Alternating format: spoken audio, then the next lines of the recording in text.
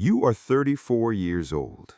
You have $320,000 sitting quietly in an index fund.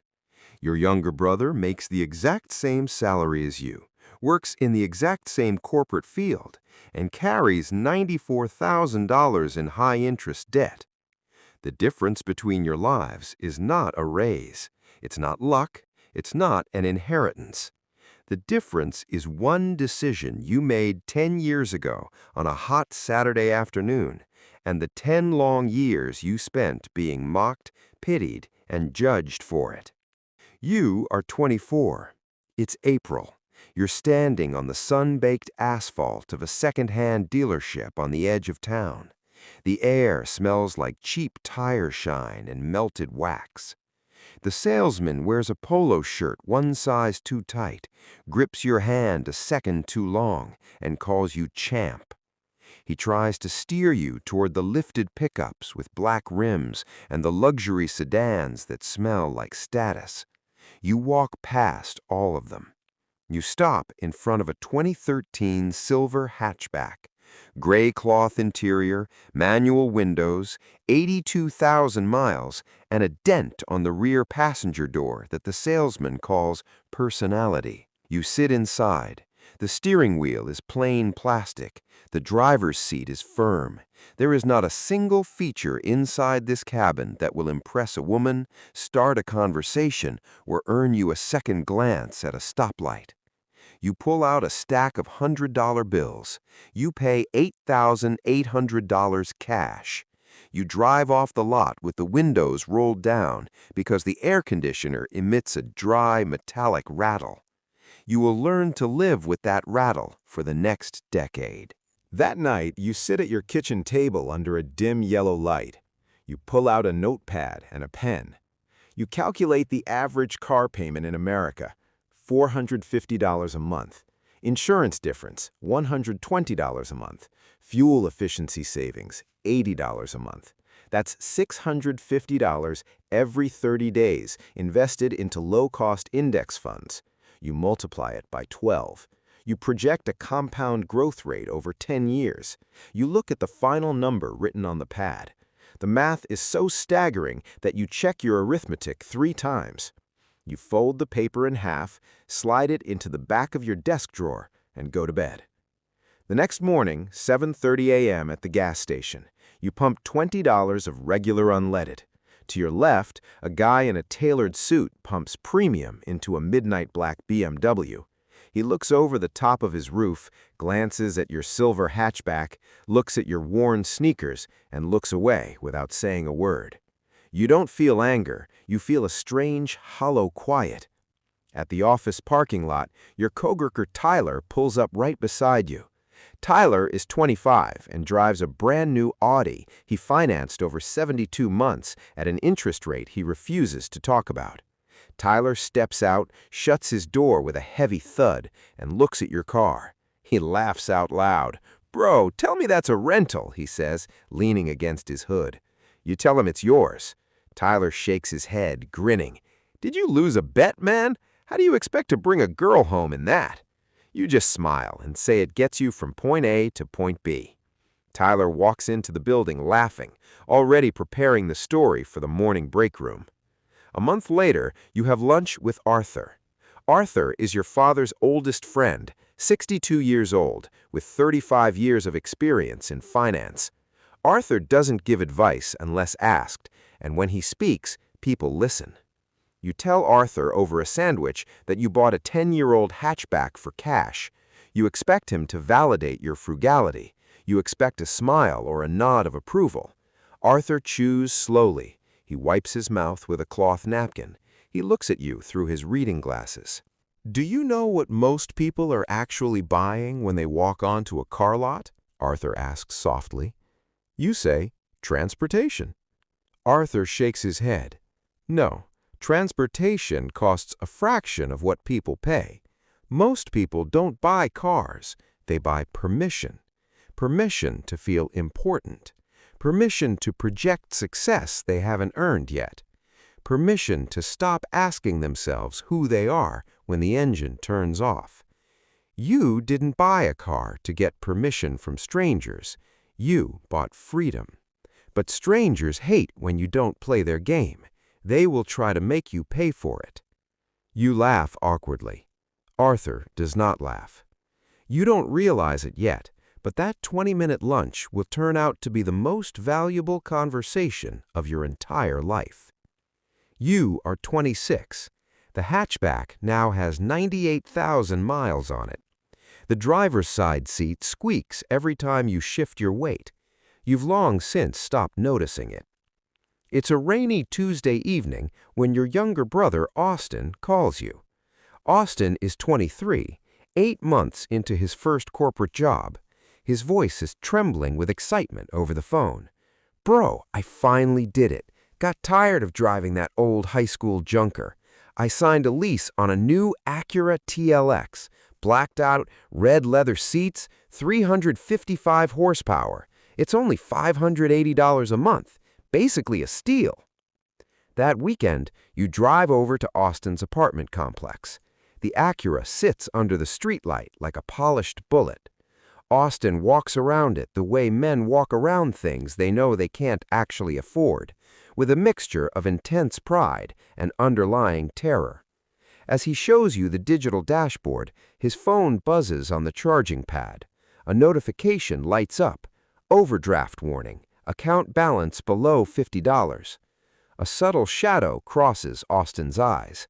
He flips the phone face down instantly and resumes talking about the engine. You don't bring it up. The car is still the car.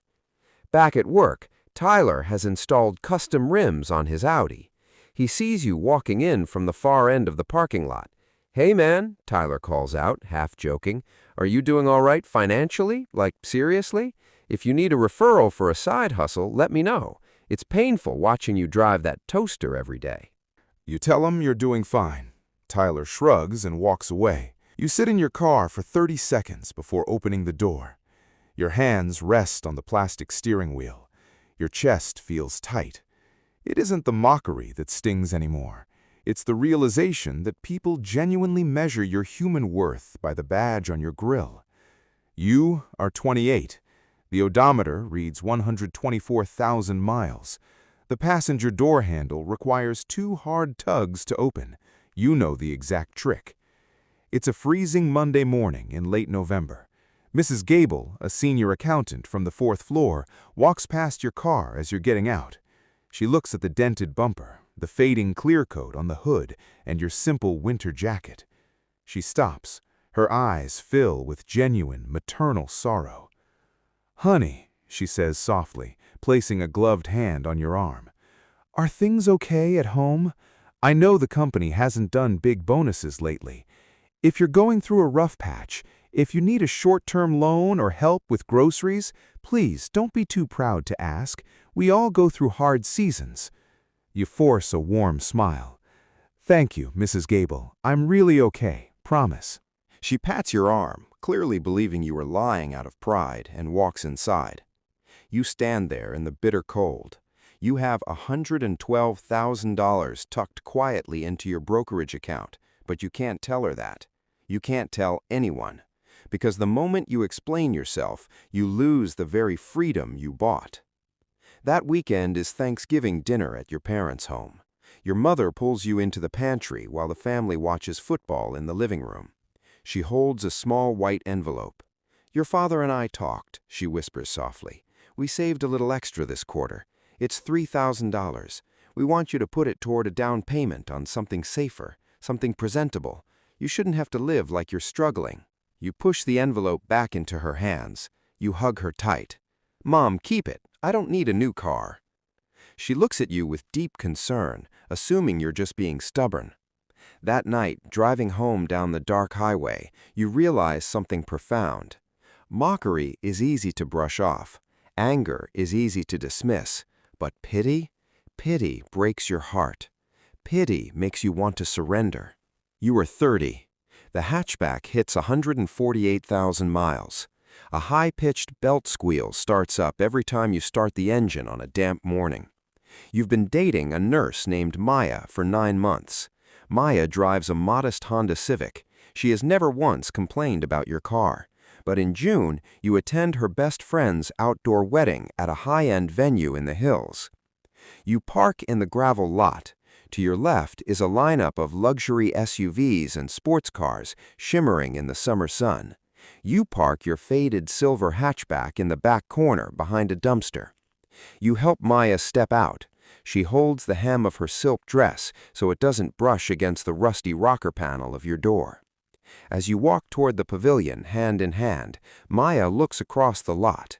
She sees Austin arriving in his brand-new leased sports car, a vehicle that costs more than his entire annual post-tax income. He steps out wearing a designer suit, smelling of expensive cologne. Maya watches him, then looks at you. There is no malice in her voice, just a quiet, innocent observation. "Your brother is really doing well for himself, isn't he?" The words hit you like a physical blow to the chest. She isn't trying to hurt you. She is simply believing what her eyes are telling her, and that is what makes it devastating. At midnight, after dropping Maya off at her apartment, you drive home in silence. You sit on your sofa in the dark. It is 1:45 a.m. You pull out your phone. You open an auto trading app. You search for a brand new luxury sedan. Clean, aggressive lines, leather interior, white paint, $48,000. Financing option, $720 a month for 60 months. Your thumb hovers over the pre-approve my credit button. Your heart is pounding. You think about Maya's face at the wedding. You think about Austin's suit. You think about Tyler's laughter. You think about ending 10 years of quiet embarrassment with one single click. You sit in total darkness for 20 minutes, your thumb trembling over the screen. Then you put the phone down on the coffee table. You walk over to your desk. You open the drawer. You pull out the faded yellow piece of paper from 6 years ago. You open your laptop and log into your Vanguard account. Total portfolio value, $194,500. You look at that number. You look at the phone. You close the laptop. You put the paper back in the drawer. You almost broke tonight, but you didn't. You are 32. Odometer, 172,000 miles. It's a Tuesday in February. Outside, it's 8 degrees Fahrenheit. Snow is packed tightly against the curb. You walk out to your car at 6 a.m., turn the key in the ignition, and hear nothing but a sharp, lonely click. The battery is frozen dead. You sit in the freezing cabin, watching your breath cloud up in front of you. You don't panic. You call roadside assistance. 20 minutes later, a flatbed truck pulls up. A greasy canvas jacket steps out. His name tag reads Marcus. Marcus hooks up a portable jump pack to your battery. He looks at the engine bay, looks at the faded paint, and then looks at you. "How long have you had this beat-up thing?" Marcus asks, wiping grease off his knuckles. 8 years, you reply, rubbing your hands together for warmth. Marcus freezes. He looks at you with genuine shock. 8 years? Same car? No payments? No payments. Bought it cash for 8 grand.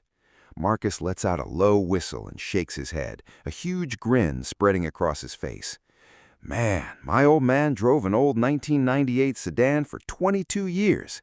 People in our neighborhood used to talk trash about him every single day, called him cheap. But you know what? He paid cash for my college degree. He paid off his mortgage before he turned 50. My dad wasn't cheap, man. He was free. Don't ever let these idiots and their fancy leases make you feel small. You're winning the long game." The jump pack sparks, the starter cranks, and your engine roars to life with its familiar rattle. Marcus slaps the hood shut and gives you a thumbs up. "Keep her rolling, brother." You sit in the heated air as it finally starts blowing warm. You don't put the car in drive for 2 full minutes. Something inside your chest uncoils. For 8 years, you thought you were enduring a punishment. In 30 seconds, a stranger in a grease-stained jacket reminded you that you were building a fortress. You're 34 years old. It's a Friday afternoon in March. Odometer, 201,000 miles. You're sitting at a red light on your way home from work when a thick plume of white steam erupts from under your hood. The temperature gauge spikes into the red. A horrible metallic grinding noise echoes through the floorboards. You coast into the parking lot of a local auto shop and turn off the key. An hour later, the shop manager walks out to the waiting room, wiping his palms on a shop rag. "Head gasket's blown," he says bluntly. "Crack the block, too. Repair cost is going to be $3,200 minimum. On a car worth maybe $800 scrap value? Honestly, boss, I wouldn't spend a dime. She served her time. Let her go." You walk outside and sit on a wooden bench under the warm afternoon sun. You aren't angry. You aren't sad. You pull out your phone and open your financial app. Brokerage balance, $320,411. You stare at the 6 figures on the screen.